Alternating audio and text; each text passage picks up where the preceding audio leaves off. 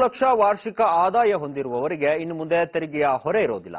2.5 ಲಕ್ಷದಿಂದ 5 ಲಕ್ಷಕ್ಕೆ ಆದಾಯ ತೆರಿಗೆಯ ಮಿತಿಯನ್ನ ಶೇಕಡ 10 ರಿಂದ ಶೇಕಡ 5ಕ್ಕೆ ಇಳಿಕೆ ಮಾಡಲಾಗಿದೆ. 5 ಲಕ್ಷದಿಂದ 10 ಲಕ್ಷದವರೆಗೆ ಶೇಕಡ 20ರಷ್ಟು ಆದಾಯ ತೆರಿಗೆಯನ್ನ ವಿಧಿಸಲಾಗಿರುವಂತದ್ದು. ವಾರ್ಷಿಕ ಆದಾಯ 10 ಲಕ್ಷ ರು ಮೇಲ್ಪಟ್ಟವರಿಗೆ ಶೇಕಡ 30ರಷ್ಟು ತೆರಿಗೆಯನ್ನ ಇಂದಿನ ಹೊಸ ಬಜೆಟ್ನಲ್ಲಿ ವಿಧಿಸುವಂತಹ ಘೋಷಣೆಯಾಗಿದೆ. ವಾರ್ಷಿಕವಾಗಿ 50 ಲಕ್ಷದಿಂದ 1 ಕೋಟಿ ಆದಾಯವನ್ನು ಹೊಂದಿರುವಂತವರಿಗೆ 10% ಹೆಚ್ಚುವರಿಯಾಗಿರತಕ್ಕಂಥ ಸರ್ಚಾರ್ಜ್ ಅನ್ನು ಕೂಡ ವಿಧಿಸುವ ತೀರ್ಮಾನವನ್ನು ಇಂದಿನ ಬಜೆಟ್ನಲ್ಲಿ ತೆಗೆದುಕೊಳ್ಳಲಾಗಿದೆ. 3 ಲಕ್ಷಕ್ಕಿಂತ ಹೆಚ್ಚು ನಗದು ವಹಿವಾಟಿಗೆ ಅವಕಾಶವನ್ನ ನೀಡದೇ ಇರುವಂತದ್ದು ಪ್ರಮುಖವಾಗಿರತಕ್ಕಂಥ ನಿರ್ಧಾರವಾಗಿದೆ. ಹಾಗೆಯೇ ರಾಜಕೀಯ ಪಕ್ಷಗಳಿಗೆ 2,000 ರೂಪಾಯಿಗಳಿಗಿಂತ ಹೆಚ್ಚು ದೇಣಿಗೆ ಕೊಟ್ಟವರ ಮಾಹಿತಿಯನ್ನು ನೀಡುವುದು ಕೂಡ ಕಡ್ಡಾಯವಾಗಿ ಇಂದಿನ ಬಜೆಟ್ನಲ್ಲಿ ಅರುಣ್ ಜೇಟ್ಲಿ ಅವರು ಘೋಷಿಸಿದ್ದಾರೆ.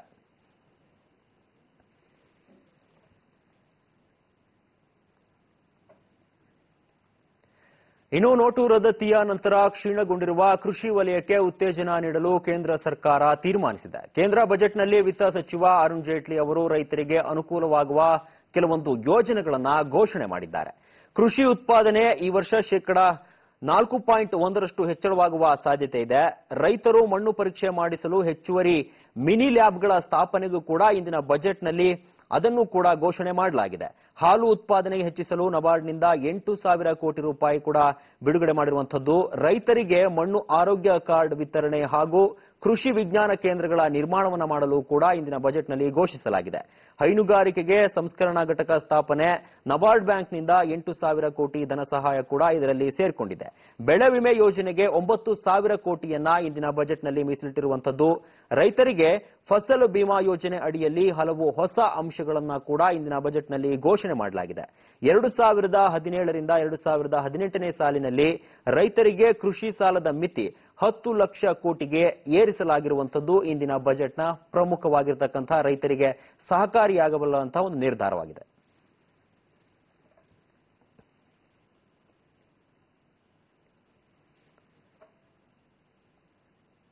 ಇನ್ನು ಗ್ರಾಮೀಣ ಪ್ರದೇಶಗಳ ಅಭಿವೃದ್ಧಿಗೆ ಒತ್ತನ್ನ ಇಂದಿನ ಬಜೆಟ್ನಲ್ಲಿ ನೋಡೋದಾದ್ರೆ, ಗ್ರಾಮೀಣ ಪ್ರದೇಶಗಳ ರಸ್ತೆ ಅಭಿವೃದ್ಧಿಗೆ ಒತ್ತನ್ನ ನೀಡಿರುವಂತದ್ದು.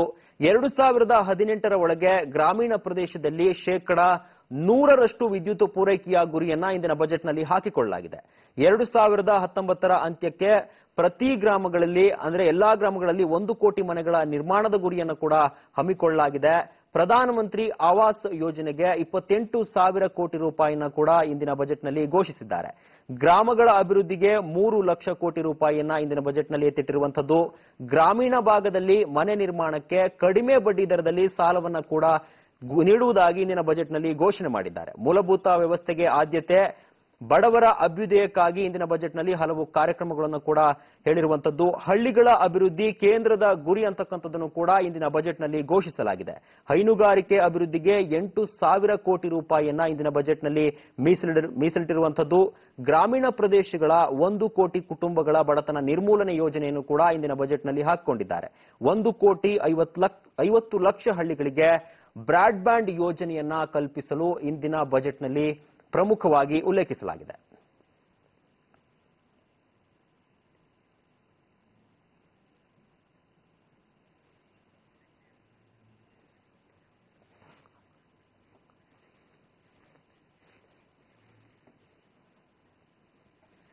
ಇನ್ನು ಜಾರ್ಖಂಡ್, ಗುಜರಾತ್ನಲ್ಲಿ ಏಮ್ಸ್ ಸ್ಥಾಪನೆ, 2025ರ ಒಳಗೆ ಕ್ಷಯರೋಗ ನಿರ್ಮೂಲನೆಯ ಗುರಿಯ ಮೂಲಕ ಆರೋಗ್ಯ ಇಲಾಖೆಯಲ್ಲಿ ಈ ರೀತಿಯ ಹಲವಾರು ಬದಲಾವಣೆಗೆ ಇಂದಿನ ಬಜೆಟ್ನಲ್ಲಿ ಪ್ರಮುಖವಾಗಿರತಕ್ಕಂಥದ್ದನ್ನ ಅರುಣ್ ಜೇಟ್ಲಿ ಅವರು ಹೇಳಿದ್ದಾರೆ. ಗರ್ಭಿಣಿಯರಿಗೆ 6,000 ರೂಪಾಯಿ ನೇರವಾಗಿ ಗರ್ಭಿಣಿಯರ ಖಾತೆಗೆ ಹಣವನ್ನ ಜಮೆ ಮಾಡುವಂತಹ ಯೋಜನೆಯನ್ನ ಘೋಷಣೆ ಮಾಡಿರುವಂತದ್ದು.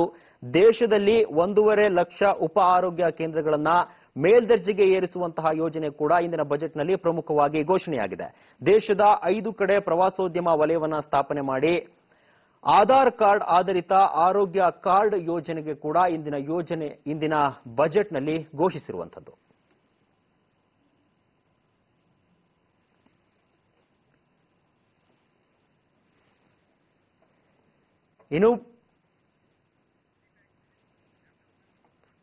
ಇನ್ನು ಬಜೆಟ್ನಲ್ಲಿ ಕಾಳಧನಿಕರಿಗೆ ಕೇಂದ್ರ ಸರ್ಕಾರ ಶಾಕ್ ಕೊಟ್ಟಿರುವಂತದ್ದು. ರಾಜಕೀಯ ಪಕ್ಷಗಳಿಗೆ ನೀಡುವ ದೇಣಿಗೆ ಸಂಬಂಧ ಕೇಂದ್ರ ನಿಯಮವನ್ನ ಇಂದಿನ ಬಜೆಟ್ನಲ್ಲಿ ಜಾರಿ ಮಾಡಿದೆ. 2,000 ರೂಪಾಯಿ ಮಾತ್ರ ನಗದಿನಲ್ಲಿ ಏನು ಪಾವತಿಸಬಹುದಾಗಿದೆ. 2,000ಕ್ಕಿಂತ ಹೆಚ್ಚು ದೇಣಿಗೆಯನ್ನ ಚೆಕ್ ಅಥವಾ ಡಿಜಿಟಲ್ ಮಾದರಿಯಲ್ಲೇ ಪಾವತಿ ಮಾಡಬೇಕು. ರಾಜಕೀಯ ಪಕ್ಷಗಳಿಗೆ ದೇಣಿಗೆ ನೀಡುವಂತಹ ಯಾವುದೇ ವ್ಯಕ್ತಿ ಆಗಿರಬಹುದು 2,000 ರೂಪಾಯಿ ಮಾತ್ರ ನಗದಿನಲ್ಲಿ ಪಾವತಿಸಬಹುದು. ಅದಕ್ಕಿಂತ ಹೆಚ್ಚಿನ ಮೊತ್ತವನ್ನ ಚೆಕ್ ಅಥವಾ ಡಿಜಿಟಲ್ ಮಾದರಿಯಲ್ಲೇ ಪಾವತಿ ಮಾಡಬೇಕು ಅಂತಕ್ಕಂಥ ಮಹತ್ತರ ನಿರ್ಧಾರವನ್ನು ತೆಗೆದುಕೊಂಡಿದೆ.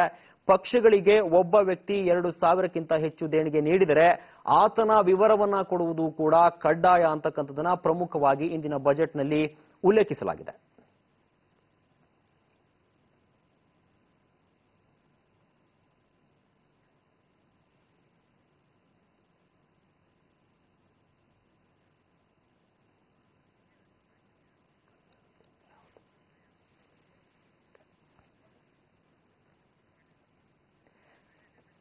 ಇನ್ನು ಯಾವುದು ಅಗ್ಗ ಯಾವುದು ತುಟ್ಟಿ ಅನ್ನೋದನ್ನು ನೋಡೋದಾದ್ರೆ ರೈಲ್ವೆ ಇ ಟಿಕೆಟ್, ರೈಲ್ವೆ ಇಲಾಖೆ ಮೂಲಕವೇ ಟಿಕೆಟ್ಗಳನ್ನ ಕಾಯ್ದಿರಿಸಿದರೆ ಈ ಹಿಂದೆ ವಿಧಿಸಲಾಗ್ತಿದ್ದ ಸೇವಾ ಶುಲ್ಕವನ್ನ ರದ್ದುಗೊಳಿಸಲಾಗಿದ್ದು ರೈಲ್ವೆ ಇ ಟಿಕೆಟ್ ದರವನ್ನ ಇಳಿಕೆಯಾಗಲಿದೆ.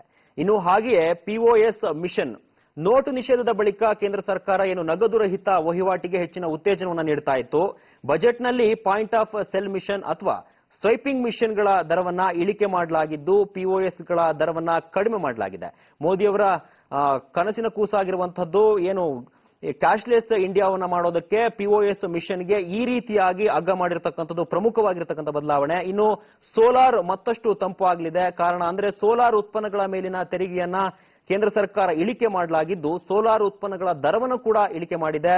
ಫಿಂಗರ್ ಪ್ರಿಂಟಿಂಗ್ ರೀಡರ್ ಮೇಲೆ ಸಹ ದರ ಇಳಿಕೆಯಾಗಿದೆ. ಇನ್ನು ಯಾವುದು ದುಬಾರಿ ಅಂತಕ್ಕಂಥದ್ದನ್ನ ನೋಡೋದಾದ್ರೆ ಮತ್ತಷ್ಟು ಸಿಗರೇಟ್ಗಳು ಸುಡ್ತಾ ಇರುವಂತದ್ದು, ಸಿಗರೇಟ್ ಮೇಲಿನ ತೆರಿಗೆಯನ್ನ ಏರಿಕೆ ಮಾಡಲಾಗಿದ್ದು ಸಿಗರೇಟ್ ದರ ಸಹ ಏರಿಕೆ ಆಗ್ತಾ ಇದೆ. ಪಾನ್ ಮಸಾಲ ಮತ್ತಷ್ಟು ಖಾರ ಮಾಡಿದೆ ಕೇಂದ್ರ ಬಜೆಟ್ನಲ್ಲಿ ಪಾನ್ ಮಸಾಲ ತೆರಿಗೆಯನ್ನು ಕೂಡ ಹೆಚ್ಚಿಸಲಾಗಿದ್ದು ಪಾನ್ ಮಸಾಲ ಬೆಲೆಯೂ ಕೂಡ ಏರಿಕೆಯಾಗಿದೆ. ಇನ್ನು ಗೋಡಂಬಿ ಉತ್ಪನ್ನದ ಬೆಲೆ ಕೂಡ ಏರಿಕೆಯಾಗಿದ್ದು ಗೋಡಂಬಿ ಸಂಸ್ಕರಣೆಯ ದರ ಏರಿಕೆಯಾಗಿರುವುದರಿಂದ ಗೋಡಂಬಿ ಉತ್ಪನ್ನಗಳು ಸಹಜವಾಗಿಯೇ ಏರಿಕೆಯಾಗಿದೆ. ಹಾಗೆಯೇ ಚರ್ಮದ ಉತ್ಪನ್ನಗಳು, ಬೆಳ್ಳಿ, ಮೊಬೈಲ್ ಟ್ಯಾಬ್, ಎಲ್ಇಡಿ ಬಲ್ಬ್ ದುಬಾರಿಯಾಗಿದೆ.